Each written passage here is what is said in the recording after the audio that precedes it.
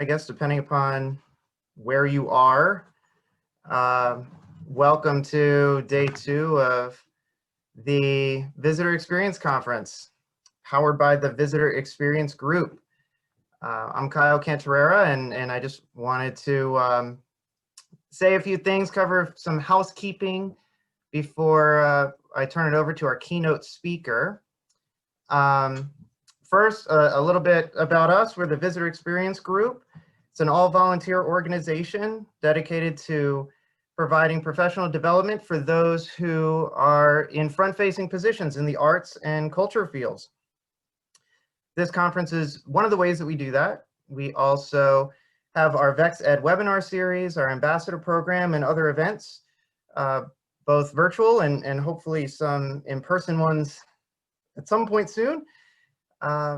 Sponsors are always a big part of how we keep this conference accessible and affordable. And I just wanted to give another shout out to our presenting sponsor, Gateway Ticketing Systems, and also our keynote sponsor, Social Good. Now on to some housekeeping items. All of you should have received individual links to each of the different sessions that we have going on today. You're free to bounce between sessions throughout. You can also return to the main session or lounge if you have any issues. And there will be VEX reps both in the lounge and then also in all of the sessions in case there are any technical difficulties. And we're also happy to answer any VEX related questions as well. Closed captioning is available in all of the rooms. It's available in this one as well. You can turn that on with the button at the bottom of your screen. And speaking of this room and the upcoming keynote, just another note, you may want to change the view to speaker view for the keynote session, and you can do that with the view button that's on the top right of your screen. And let's see, what else? Sessions will be recorded and available to registered attendees after the conference. And then one last note, the session that was rescheduled from yesterday to today, entitled Child Safe, A Visitor Experience Approach to Hope and Healing, has been added to today's schedule and will be in the 3:15 Eastern time slot. And that should have been in that email of links that you received yesterday evening as well. So with that, I wanted to welcome our second keynote of the conference, Seema Rao. Seema Rao is the Deputy Director and Chief Experience Officer of the Akron Art Museum. She specializes in content development and strategy, change facilitation, and inclusive community building. With nearly 20 years of museum experience, Ms. Rao has extensive experience in interpretation and programming, from leading content development for all audiences. She started her career in the education department. She's taken the idea of communication inherent to the field to heart. As a consultant, she's worked with organizations to help understand how to share their brand in inclusive ways, both through staff workshops and audience evaluation. Now at the Akron Art Museum, she leads audience research, community engagement, education, library, and curatorial teams to find the best ways to share their modern and contemporary collections. She blogs regularly, both at her own blog, brilliantideastudio.com, and now with the generosity of Nina Simon at Museum 2.0. And with that, I want to turn it over to Seema. Thanks, Seema. Thank you. Thank you. That introduction very nice. I feel like maybe I've almost forgotten half of those things because I spend most of my time at home in my house, and I'm very sad. Thank you to VEX for inviting me. I'm pretty sad though that we're not all in the same room in Cleveland, which is I think how I got here first. And so welcome to Cleveland, which is where I actually live. And I have a talk, we're going to talk a little bit about the future. And before we do though, something happened yesterday in Cleveland that made me really want to sort of start with a little bit of a less happy future talk. A previous colleague of mine in Cleveland suddenly passed away, And it made me think of something that I wanted to share with everybody. This was somebody when I started out in education who I knew pretty well, who was in housekeeping. And it was a very sudden thing. And I mean, I don't want to talk too much about him because I didn't clear it with his family, but I wanted to bring up something that I think probably is very central to a lot of us. I see a lot of times on social or even in conversations with people, museums should not, if your boss says that we're a family, don't like basically assume that this is a toxic relationship. And I think that's true. Like if your boss is saying that to you, that's like a mom or a stepmom who's making you do something that you don't want to do, right? Like that's, a boss is not your parent. You're not in a family relationship. But I think for a lot of us, and I count myself included, who is front of house, who works with people, a lot of us are doing things that are really important to us personally. You know, I think of my colleagues in, when I think of my colleagues when I did front of house jobs, they weren't in my silo necessarily, not in my division necessarily.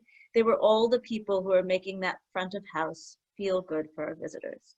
And so it could be my colleague who's helping me move the stanchions. It could be my colleague who's with me very early in the morning on a Sunday when we realized some prom decided to use duct tape on our granite floors.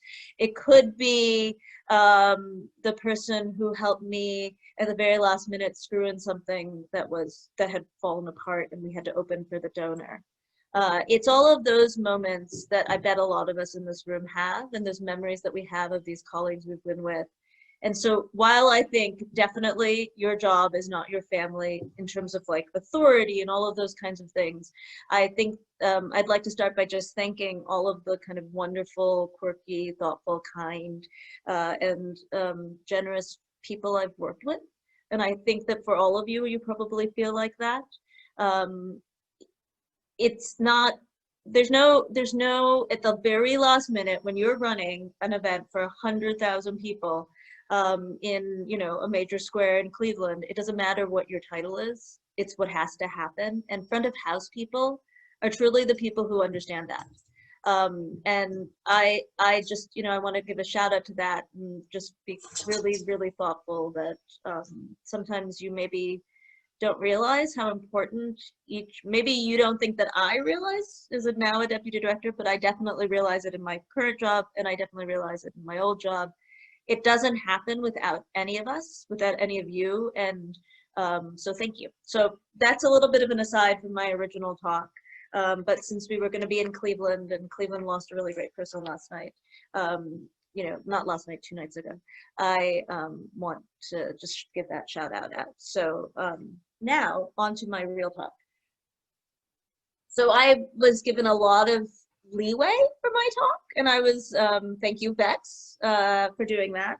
And I was trying to figure out what would be most helpful for us as a collective.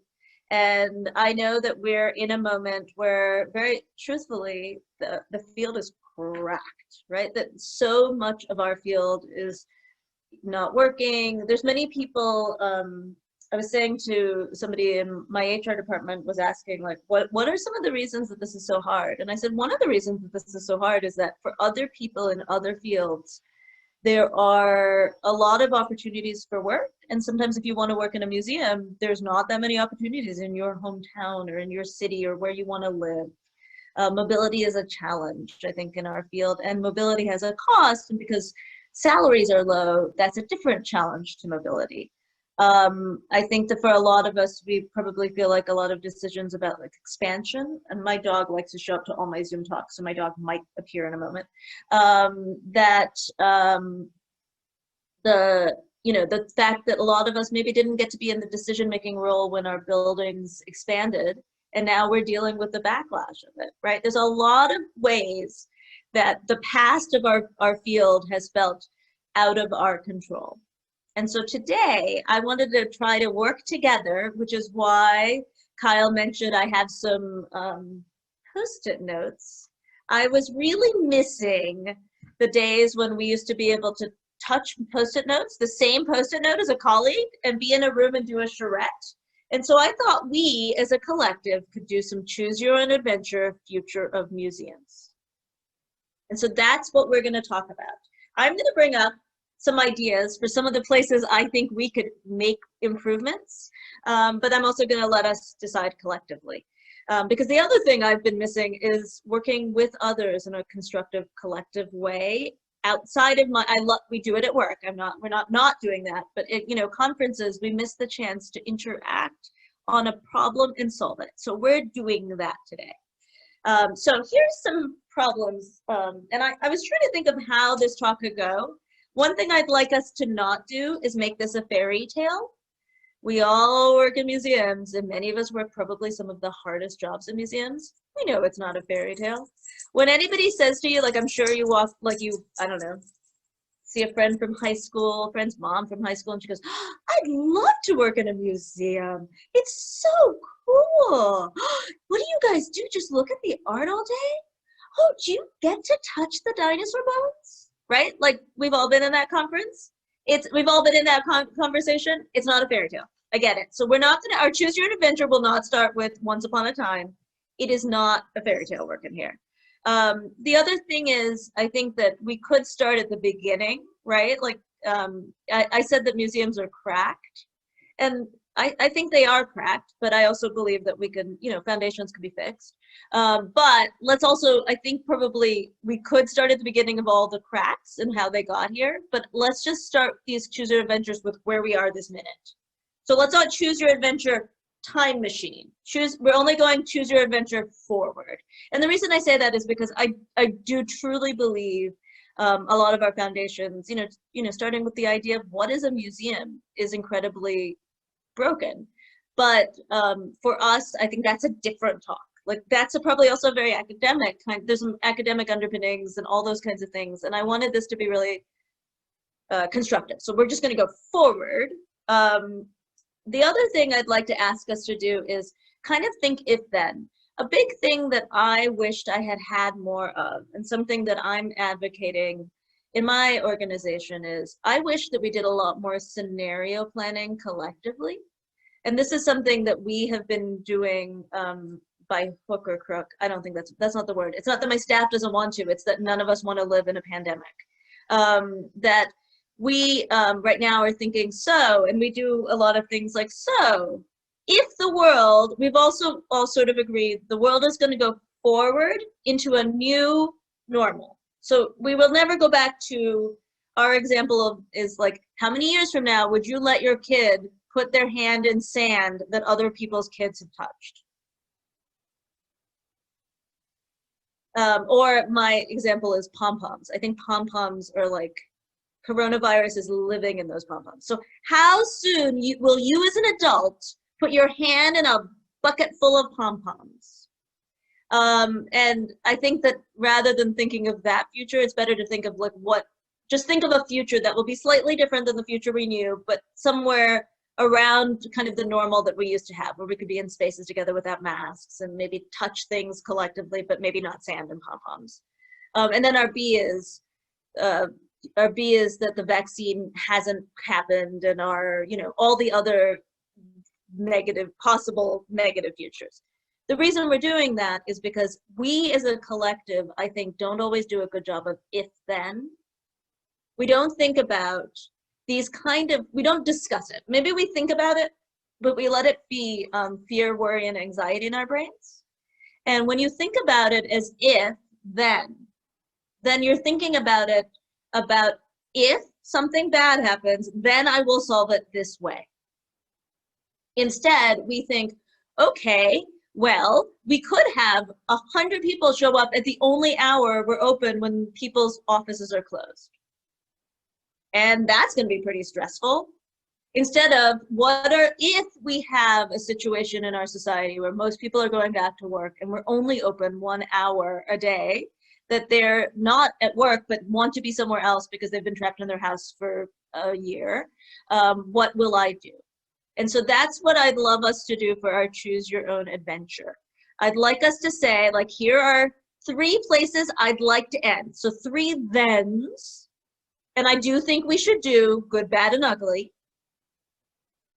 And then let's try to like track our way through there and discuss those.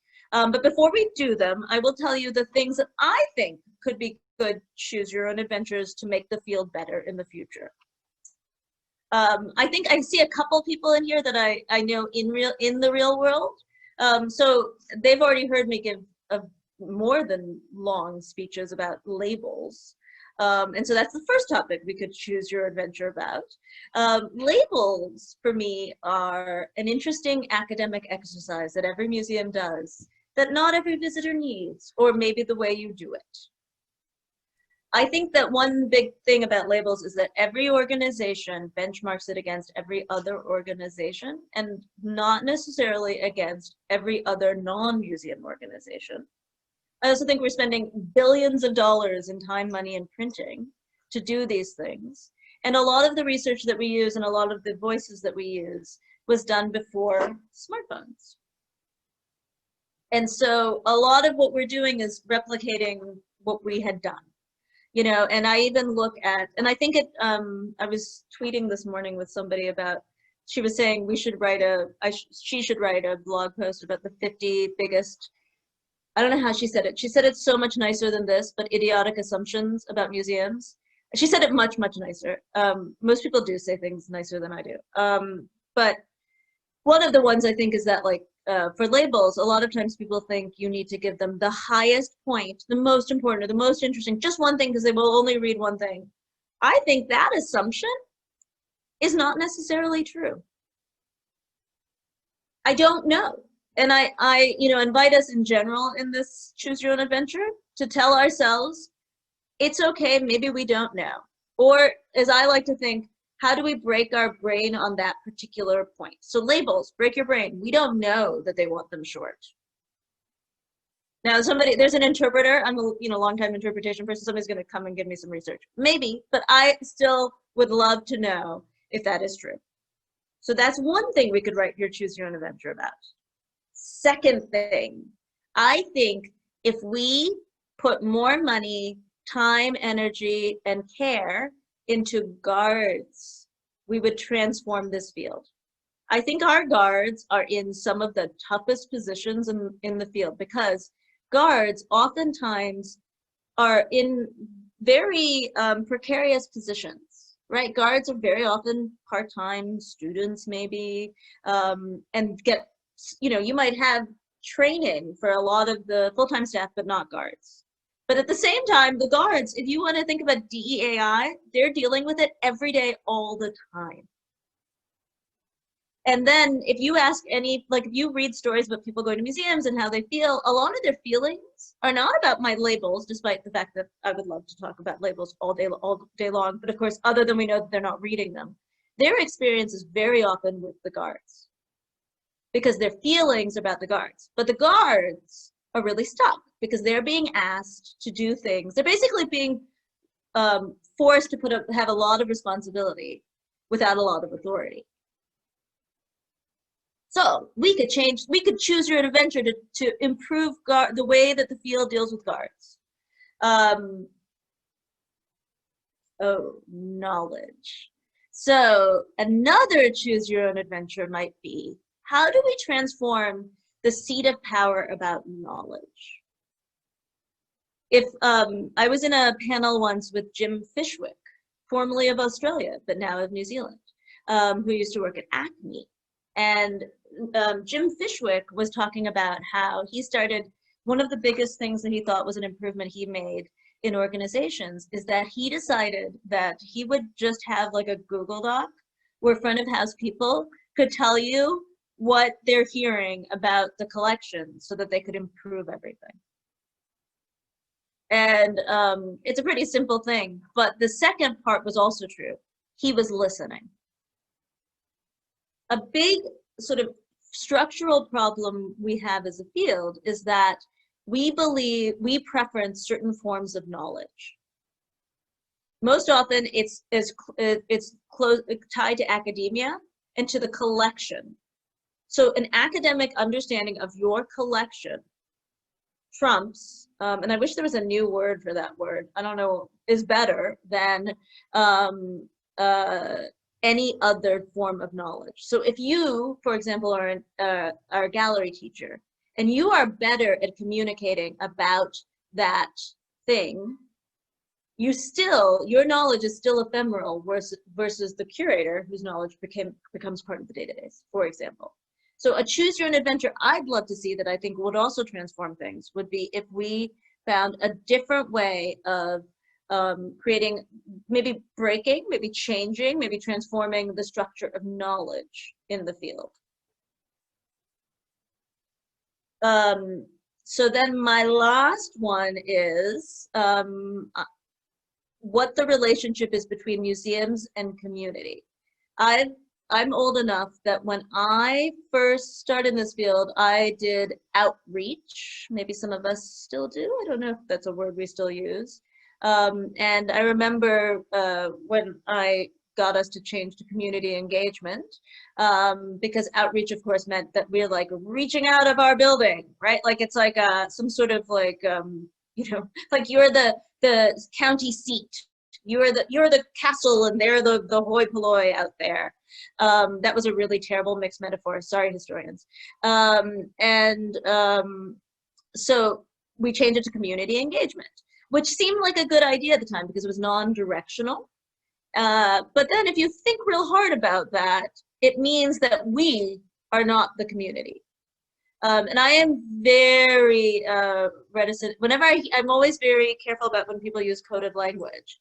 And they often use community, singular, to mean other people than us. You know, if you notice in a sentence when somebody says the community, and then they say we, and they're not in the same set, right? The Venn diagram is not overlapping. That's probably a coded language for some sort of discomfort.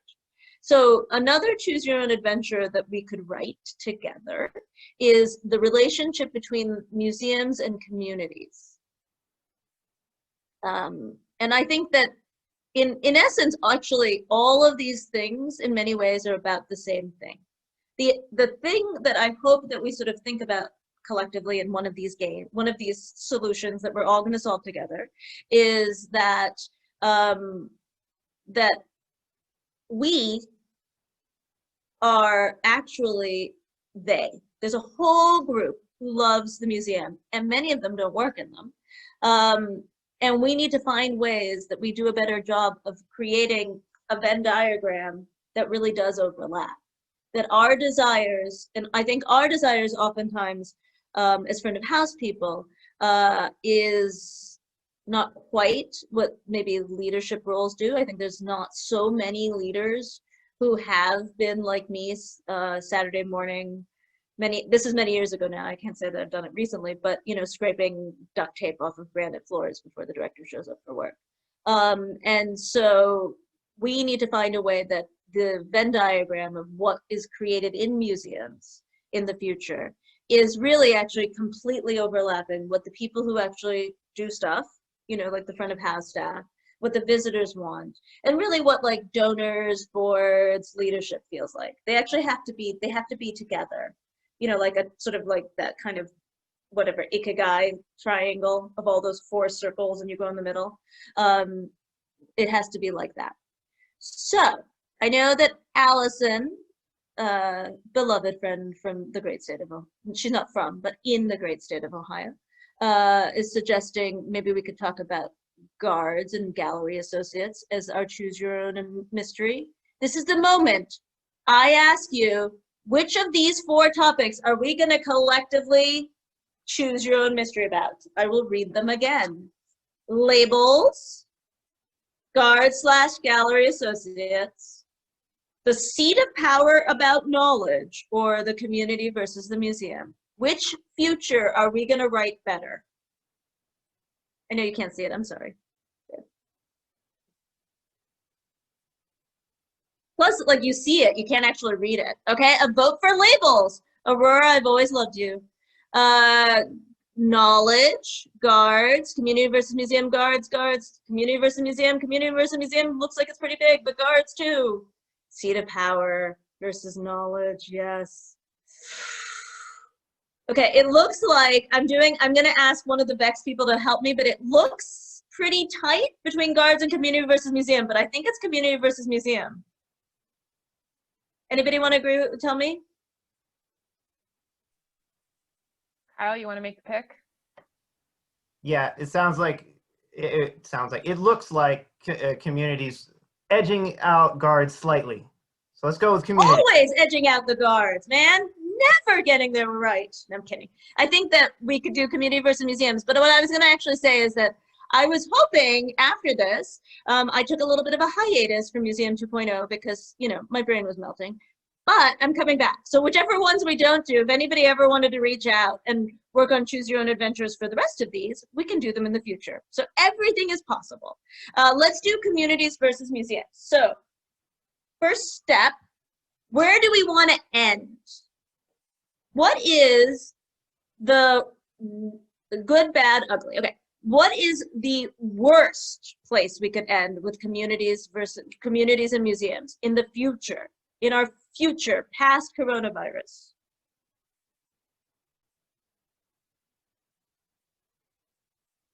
Ivory Tower on a hill, staying us versus them, which I think are probably the same. Not embedding, additional barriers to entry. That's good, whoever said additional barriers to entry. Pat, of course. Okay, so a future, so the worst possible future is we make it harder to be part of museums, right? All right.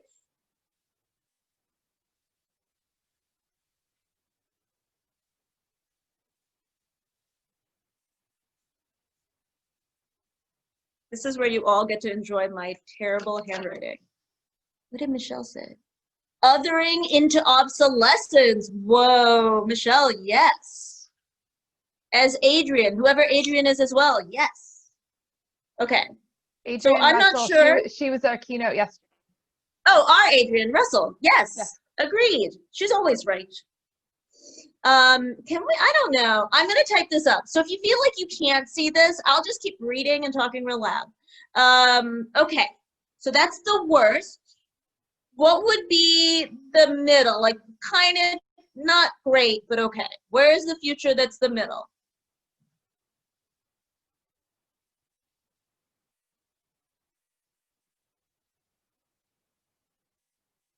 Yes. Getting back, staying the same, going back to March. Continued programming without community input. Now, Colleen Lyons Euler, that's a great last name. I'm wondering if that is where you were in March. Might you tell me? Community visits, but don't guide the message. Hi. Hi. I think the answer is yes, a little bit. Okay. And then Jack Thomas, who doesn't guide the message, us or them?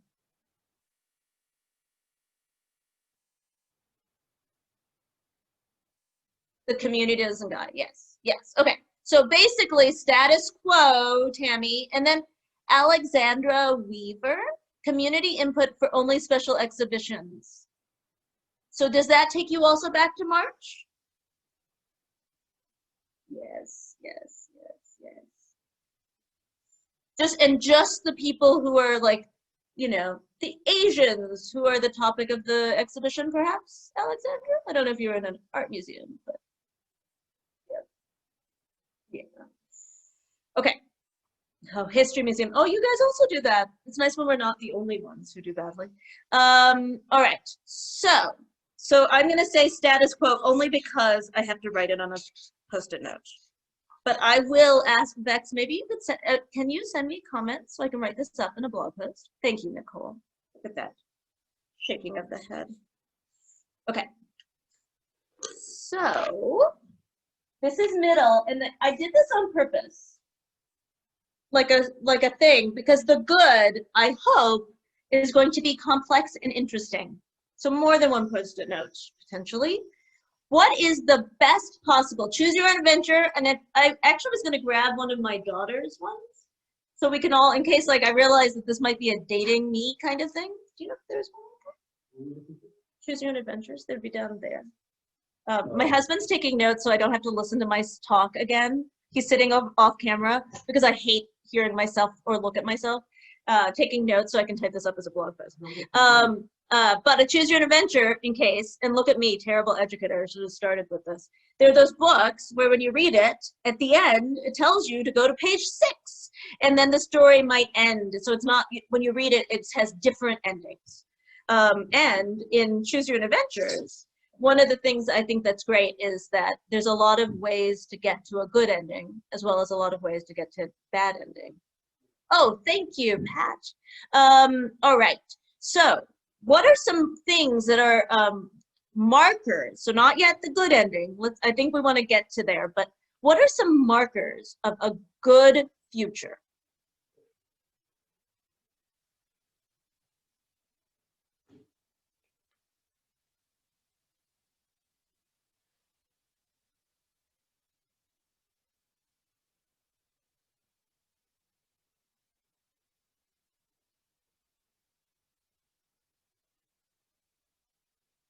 Change actually happens, Patricia.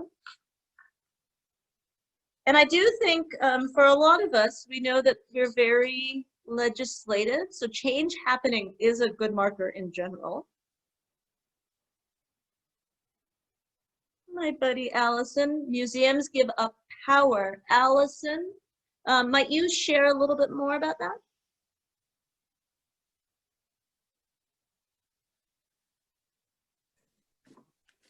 Hey, look at that short hair.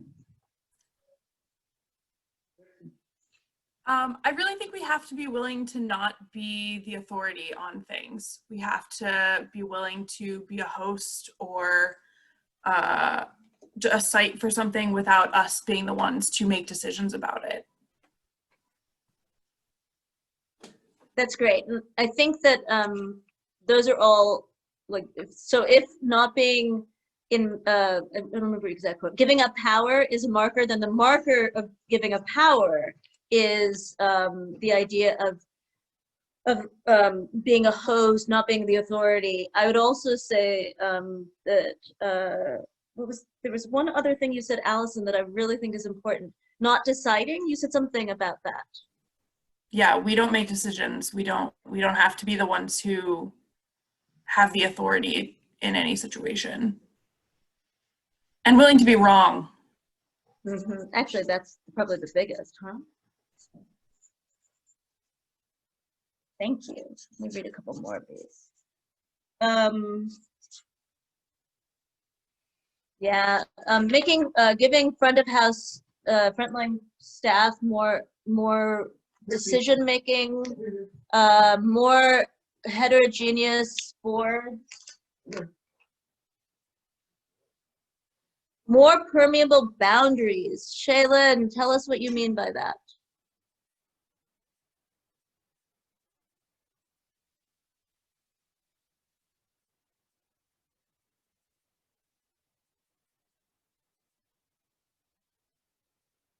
This is exciting. You don't know if they're going to come speak or if they're going to type.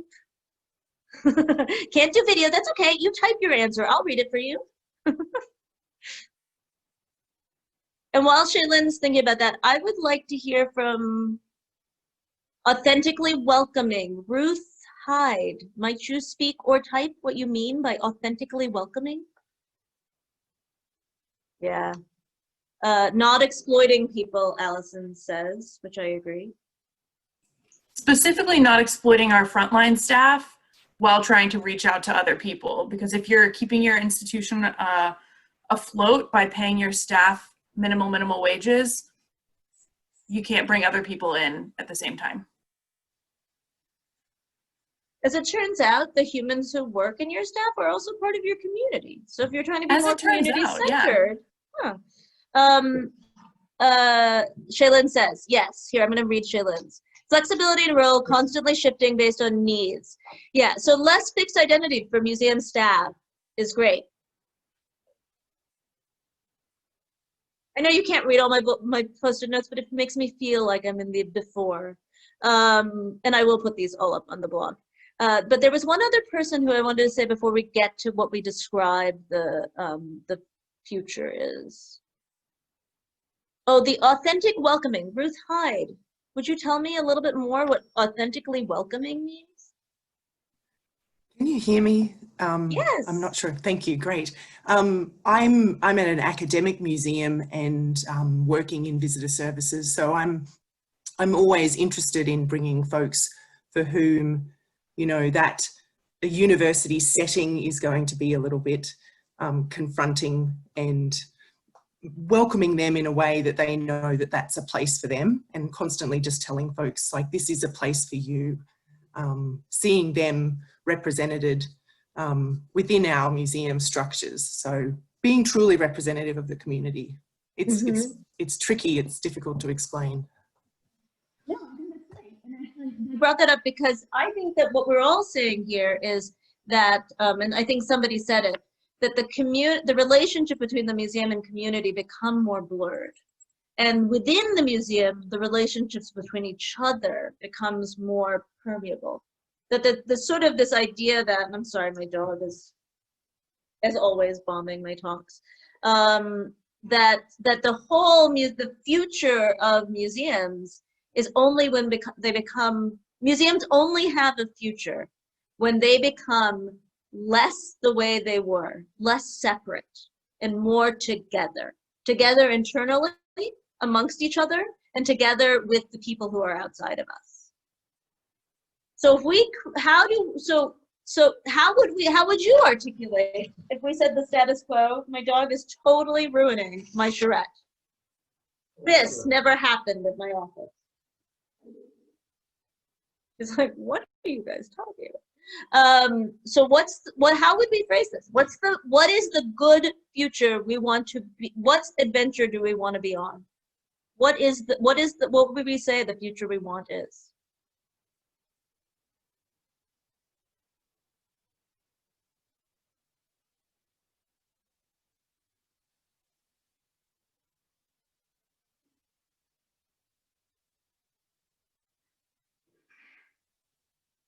A listening, inclusive organization.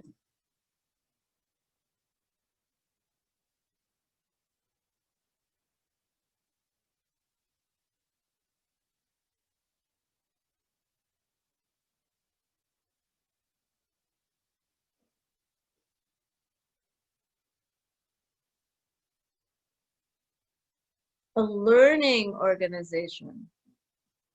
I like the use of the ing tense of that word. A responsive organization. Oh, Anna, I can't say your last name. Altschwager? An expression of the community.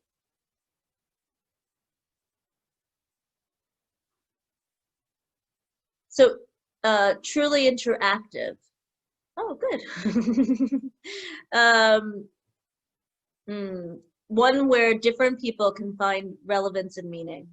Inspired by and led by visitor voice.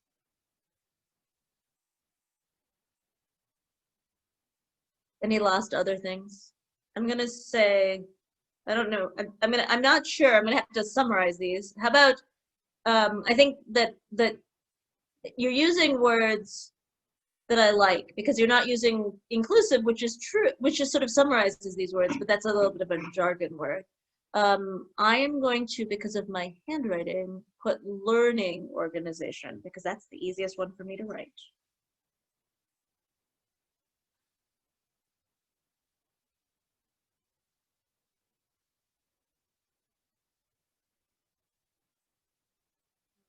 I'm so sad for all of you who can barely read my handwriting, even in a good day.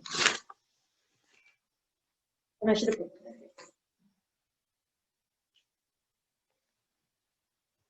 So the reason I wanted to do this exercise, and I'm getting near the end of time, and we can actually if then all the way to those things, right? The markers are the steps to get to the thing. And I thought about these 5 things because everybody in this room and everybody in this part of the field can actually think out these solutions. We're interestingly poised, sometimes something will happen, and I have we have an interim ED, and something will happen and he'll say, well, how did you know that? All of our COVID signage, I said something about, oh, yeah, we should put up the signs for sure. Like, you know, I mean, in every museum right now, we all look like we work at, like, you know, the CDC or some sort of health organization, right? We have so many signs, and it's all, actually, it's kind of awesome on some level that COVID has broken a lot of our norms. You know, our museums particularly, but I think all museums have signage phobia and communication phobia. We want to communicate exactly how we want it. And we don't want to break away from what everybody down, it's like a keeping up with the Joneses about signage. And so, you know, now all of us have, you know, are in the state of Ohio, for example, many of us used Kroger's signage guidelines to reopen our arts and culture organizations. I mean, I never thought I would be at a point in the field where I'd be looking at a grocery store chain for signage advice. Because, you know, we always see ourselves as so different than others. And even though those same visitors go to the grocery store who come to museums, we often see ourselves as different, right? You know, there was all those arguments I would see, like, about people saying, you know, museum visitors are better. And of course, they're the same humans, and there's, you know, people are just people.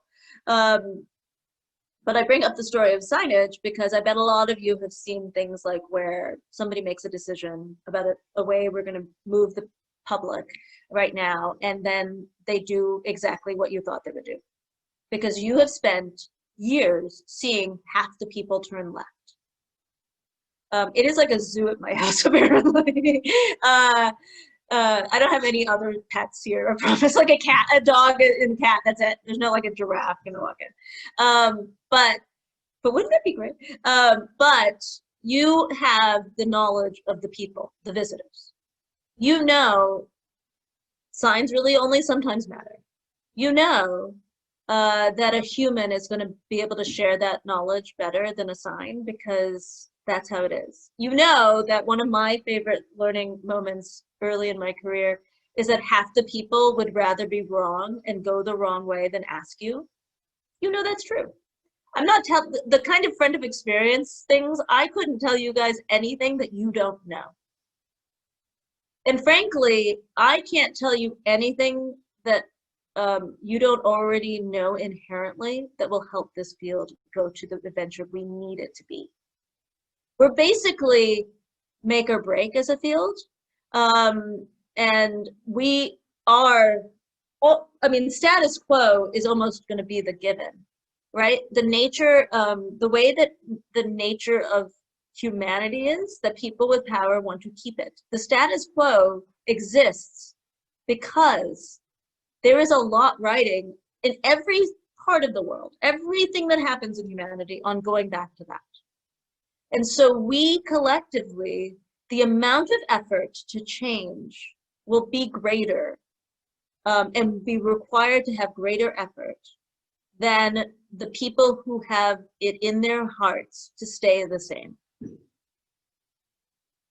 The other really hard thing is the people who have it in their hearts to stay the same and not change are the ones often with greater money, power, and what we have is greater knowledge and numbers.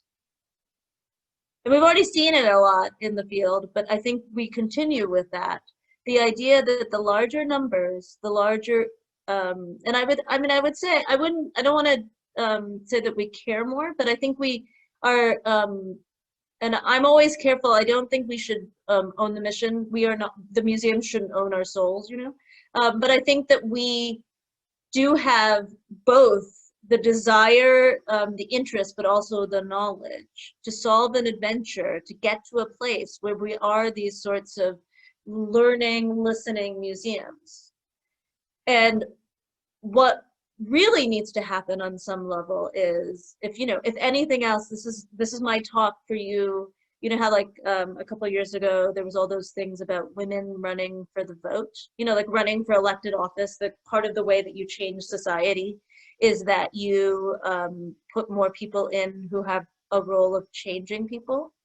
I think the biggest way that we're going to get to that adventure is that there's a lot of people who are going to have to retire. There is a moment. I mean, baby boomers really can't live forever, despite what they think. This is recorded, oh But the field will have, both for a lot of reasons, there's going to be a lot of change.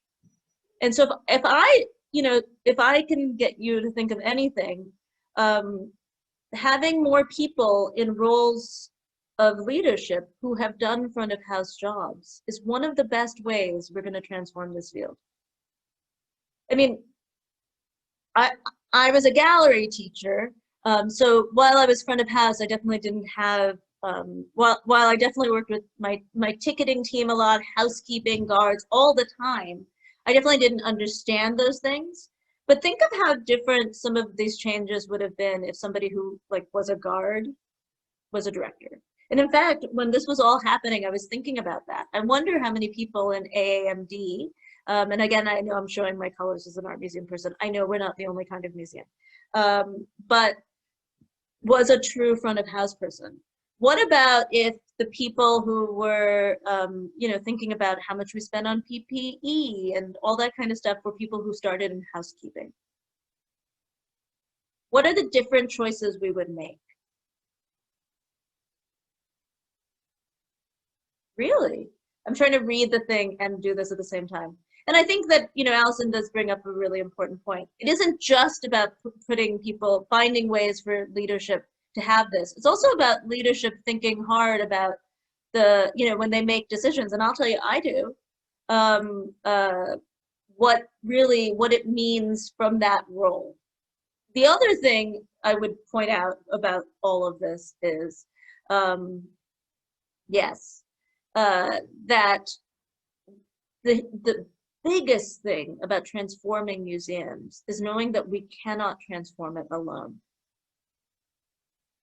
I find one of the worst things about museums right now, but generally, is that we see ourselves as academic institutions. And we're sort of, grant writing, it's federal grant writing season. I feel like it's always federal grant writing season, is like the Hunger Games of museums, right? We pit ourselves against each other.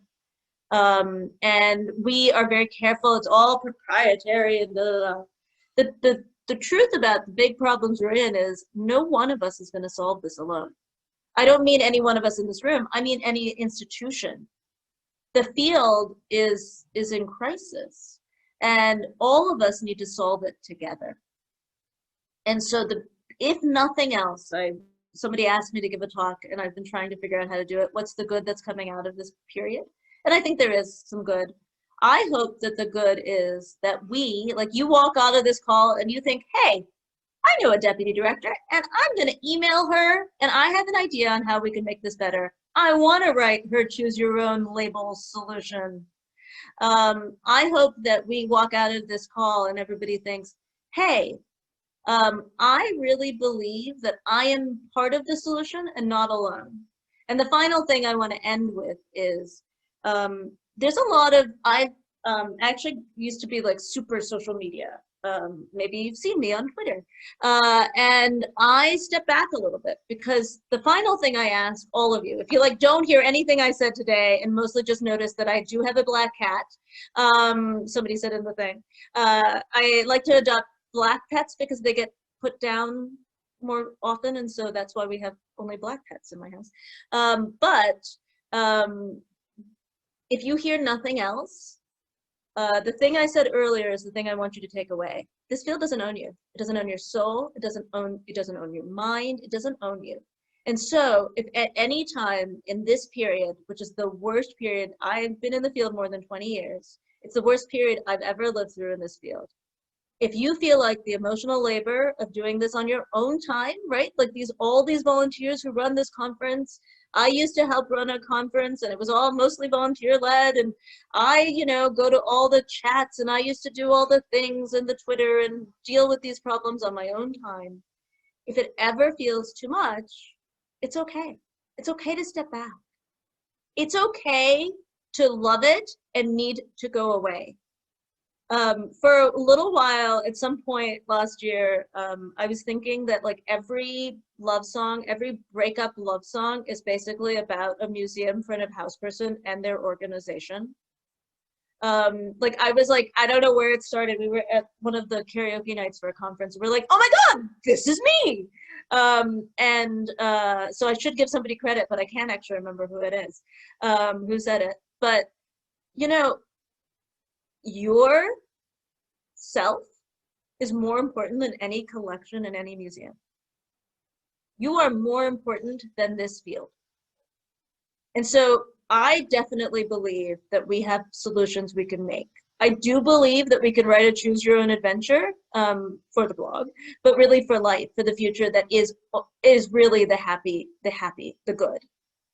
And I truly believe whoever is in these roles will be able to make it good. I believe that we could be in roles of, I think people, front of house people, are the right people to be in roles of power because they actually know what visitors want. I think all those things are true.